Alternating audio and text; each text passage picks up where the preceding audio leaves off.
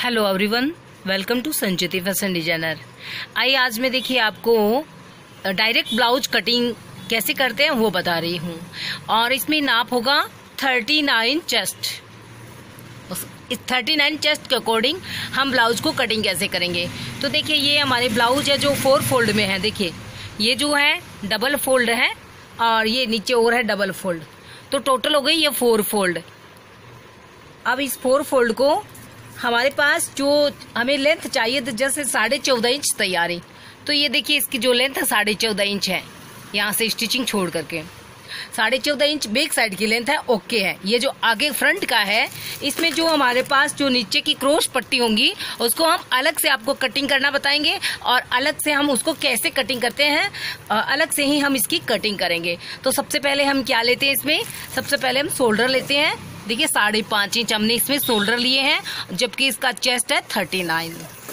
अब हम इसमें जो लेंगे 2.5 इंच नेक की विड्थ, यहां से भी हम 5.5 इंच ले रहे हैं। और आर्म होल लेंगे हम इसमें 6 इंच। ये देखिए यहां से 6 इंच पे आप इस प्रकार से मार्किंग कर ले। डायरेक्ट ब्लाउज किस प्रकार से कटिंग करते हैं ये मैं आपको बता रही हूँ, सीधे साधे और सरल से स्टाइल में। तो 39 का 4th भाग कर लीजिए, 10.25 होता है, और हम इसमें +1 इंच करेंगे, 11.5 इंच, ठीक है। और ये हमने +1 कर लिया है। +1 जो ये इसमें जो बेल्ट जो प्लेट्स आएगी बाजू वाली उसके लिए दिया है। और ये 2 इंच हमारा हो गया मार्जिन का। तो ये 2 हमारे नाप हैं।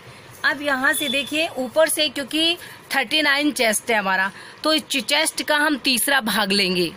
बेल्ट की कटिंग के लिए चेस्ट का तीसरा भाग लेंगे, तो चेस्ट का तीसरा भाग होगा 13 इंच।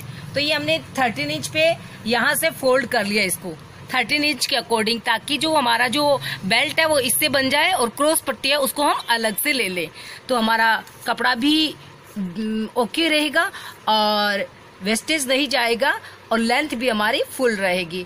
अगर हम इसको दोनों को बराबर कर लेते तो हमारी लेंथ बैक साइड की छोटी हो जाती। तो इसलिए हमने क्रॉस पट्टी को अलग से रख लिया है ताकि इसका जो मेजरमेंट है बराबर फिट हो जाए, क्योंकि इस कपड़े की लंबाई इतनी ही थी, इतनी लंबाई कम है जितनी हमारी क्रॉस पट्टी और होती है।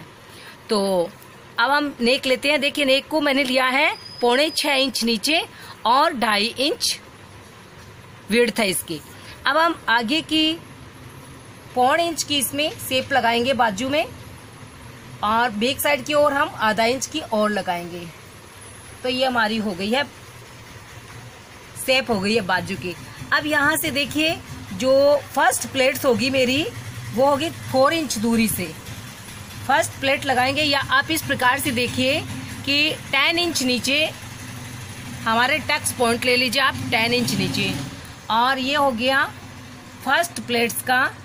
और ये लगाएंगे हम 1.25 इंच की इस तरफ और 1.25 इंच इस तरफ। टोटल होगी हमारी ये 2.5 इंच की। अगर आप चाहें तो 1-1 इंच की भी रख सकते हैं इसमें, 1 इंच से कम नहीं होती है 36 के बाद में, और 1.25 इंच तक लास्ट होती है।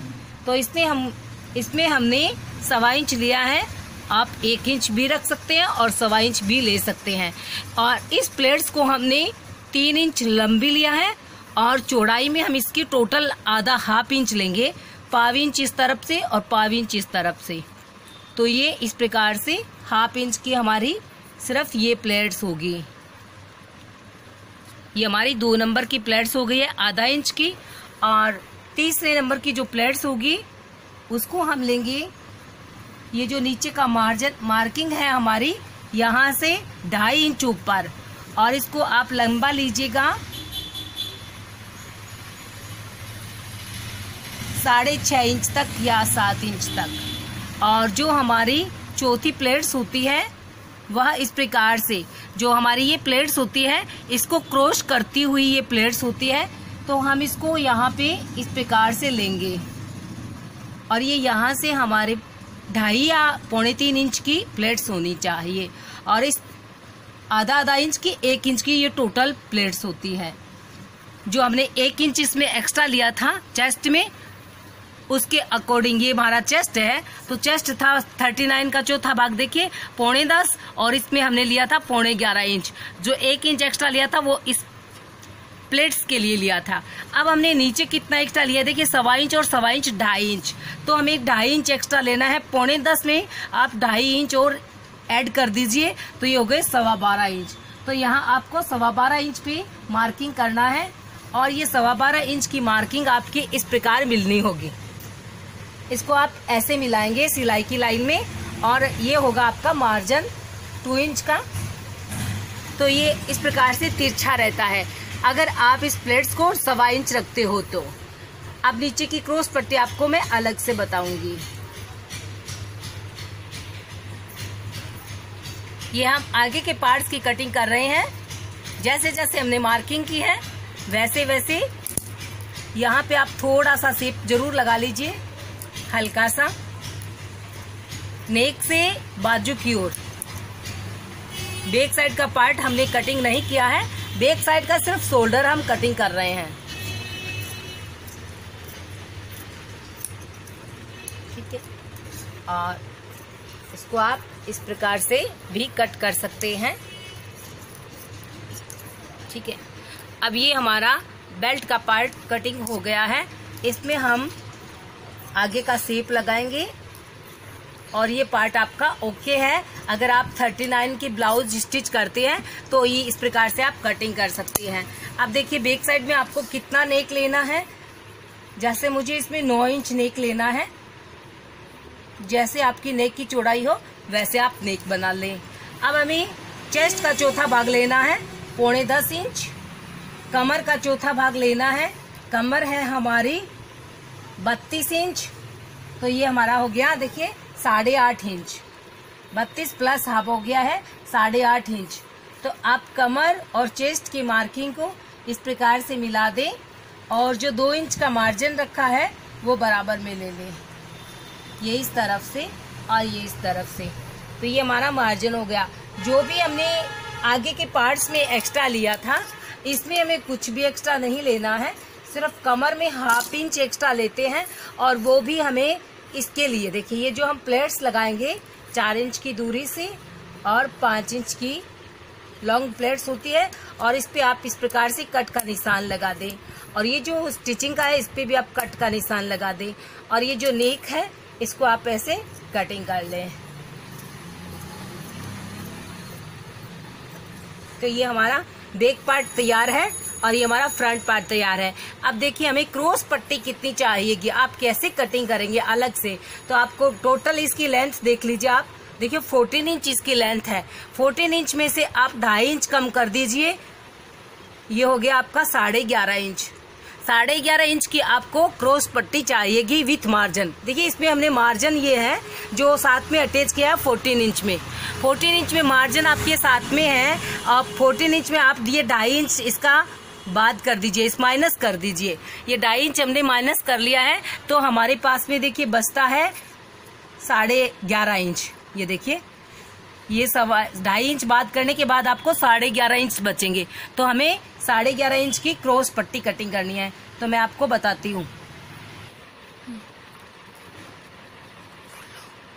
जैसे ये देखिए यहाँ से 11.25 होती है तो हम इस पे 11.25 की क्रॉस पट्टी लेंगे। अब हमारी को लंबाई कितनी 14.5 इंच चाहिए थी, तो देखिए इसमें इतना स्टिचिंग के लिए गया और इतना यहाँ से स्टिचिंग के लिए गया। ये हमारे पास 12 इंच का तैयार पार्ट ऊपर का रहता है और हमें 3 इंच की लगभग स्टिचिंग के साथ स्टिचिंग को ऐड करते हुए आपको 3 इंच की क्रॉस पट्टी चाहिए। अगर आप तुरपाई की पट्टी और साथ में लेना चाहे तो आप इसको 4 इंच की कर लें।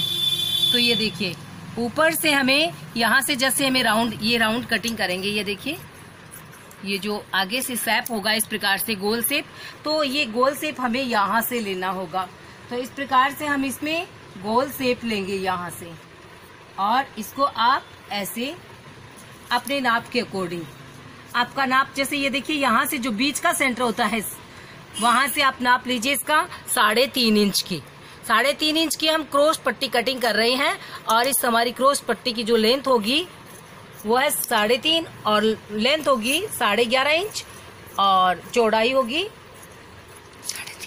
3.5 इंच। तो इस प्रकार से हमने 3.5 और 11.5 की ये क्रॉस पट्टी कटिंग की है। ये देखिए आप इसकी 11.25 की, हमारे पास चूंकि इतना ही इसमें था मेजरमेंट, तो ये 11.25 की हमने इस पे कटिंग कर ली है। 1/2 इंच का कोई खास बात नहीं है। तो और ये इसकी जो है लेंथ है वो है ये 3.5 इंच। तो ये हमारी क्रॉस पट्टी। अब देखिए यहाँ पे हम इसको ऐसे अटैच करेंगे, ये यहाँ से जॉइंट हो गई है और यहाँ बस बिल्कुल मामूली सी छोटी है यहाँ से, तो इसको हम एडजस्ट कर लेंगे क्योंकि हमारे पास इतना ही इसका मेजरमेंट मटेरियल इतना ही था। अब हम आपको बाजू की कटिंग और बता देते हैं। कपड़ा 4 फोल्ड में ले लिया है, ये 4 फोल्ड है हमारी, और इसको हम 6 इंच बाजू की कटिंग करनी है। आज मैं आपको एक अलग तरीके से बाजू की कटिंग करना बता रही हूँ। जो भी इस कटिंग को देखेंगे आपको तो बहुत अच्छी और एक नई वर्जन से आपको कटिंग करने का तरीका आपको भी मालूम होगा। तो ये देखिए, इसको हमने 6 इंच लिया है, तो यहाँ से भी हम 6 इंच ले ले, ठीक है। और हम सीने के चौथे भाग जितना इस डब्बे की चौड़ाई ले लेंगे। जैसे कितना है 13 इंच होती है टोटल, सीने का चौथा भाग हो गया 10 इंच, 9.25 इंच तक की ये हमारी चौड़ाई हो गई है, ठीक है। अब हमें इसमें 9.25 इंच की सीने का चौथा भाग हो गया। अब हम यहाँ से 3 इंच नीचे, देखिए ये 3 इंच नीचे आ गए, जो हमारी चौड़ाई होती है साइड वाली, और ये हमारी इसकी लेंथ है। तो यहाँ से हम इस प्रकार से एक मार्किंग करेंगे, ठीक है। और ये हो गई हमारी आर्म होल 8 इंच की, और यहाँ से ये हमारी हो गई बॉटम्स है 13 इंच की 6.5। इसको हम इस प्रकार से मिलाएंगे, और 2 इंच का मार्जिन है यहाँ पे, तो ये हमारा 2 इंच का मार्जिन हो गया है। ये तो हमारी लंबाई हो गई। अब इसमें क्या करना, आपको मिडिल सेंटर बनाना होगा।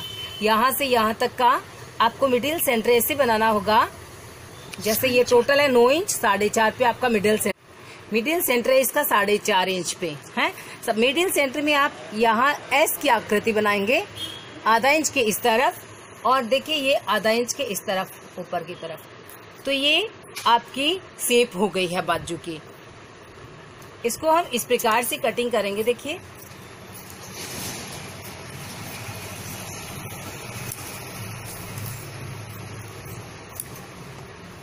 इस प्रकार से भी आप बाजू की कटिंग कर सकते हैं। और ये यहाँ पे हम हल्का सा इसमें शेप लगाएंगे जो हमने मार्किंग की हुई है। और ये हमारा हो गया। अब देखिए ये क्या होता है, यहाँ से 8.5 इंच। और आपको एक और तरीका बता दूं, यहाँ से जो ये हमारा बेल्ट पार्ट होता है, यहाँ से आप इसको डायरेक्ट नाप लीजिए। यहाँ से यहाँ तक शेप तक 8.5 इंच आता है, तो हम 8.5 इंच की ही आर्म होल लेते हैं बाजू में। ये 2 बाजू की कटिंग के 2 पैटर्न होते हैं, दोनों मैंने आपको बताए हैं कि आर्म होल कैसे लेना चाहिए। आर्म होल इसके अकॉर्डिंग सीधा आप यहाँ से यहाँ शोल्डर तक नाप लीजिए। जितना भी आपका सीधा तिरछा जो इंची टेप का नाप आता है, वही आपकी बाजू के आर्म होल होंगे जिस भी साइज में। तो 8.5 आते हैं, तो 8.5 हमारे बाजू के हमने आर्म होल रख लिए हैं और बाजू की कटिंग आपको बता दी है। तो थैंक यू। अगर आपको मेरी कटिंग पसंद आई हो, समझ में आई हो, अच्छी लगी हो, तो आप इस वीडियो को लाइक जरूर कीजिएगा और इसी प्रकार से आप कटिंग करते हुए उसकी ब्लाउज की स्टिचिंग कीजिएगा। Thank you.